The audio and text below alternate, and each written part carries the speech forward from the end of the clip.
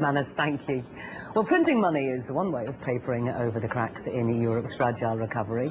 And as the spectre of debt stalks the region's economies, turning paper into cash is a profitable business.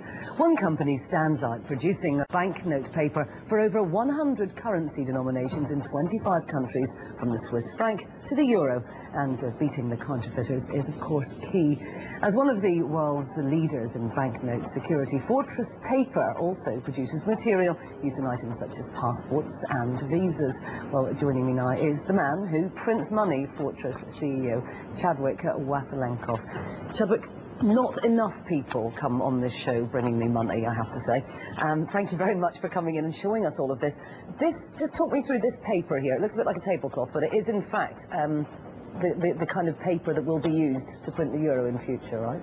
Potentially the euro. For sure the next series of the Swiss franc will be utilizing this paper. It is a brand new technology. We've been working on it for 8 years in partnership with the Swiss National Bank.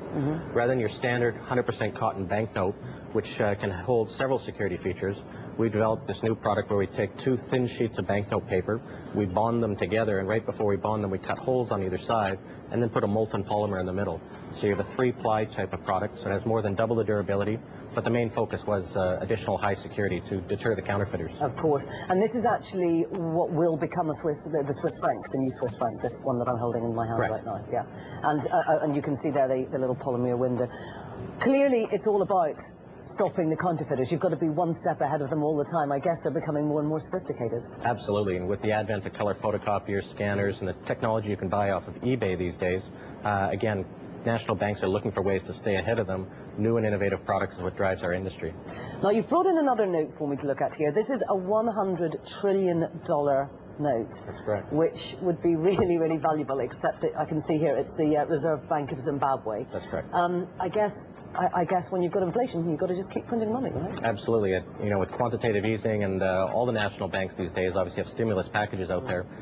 So inflation, all these different aspects are helping our business.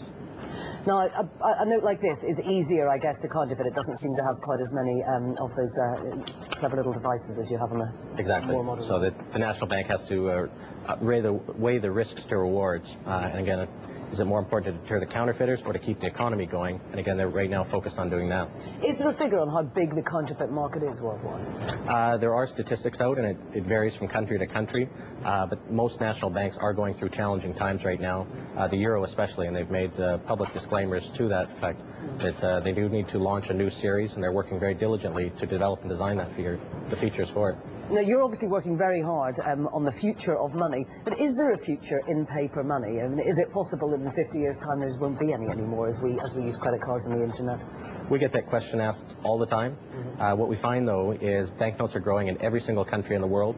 Typical growth rates are between 4 and 5%. Most of the world's population, unfortunately, will not be able to have a credit card, say, in the next 10 to 20 years. But what they will do is get into sort of a middle income type of scenario. Now they have more cash available, too much to stuff under their mattress, so to speak. So what they'll do is obviously put it in a bank. They'll go and get an ATM card. With every ATM machine, you have stacks of several feet of currency. So ATM is actually a growth driver for our industry. Okay. Chadwick, I guess you're not going to let me keep all of this, so I'll leave it back on the table. Thanks very much indeed for coming in to see us this morning. That is it for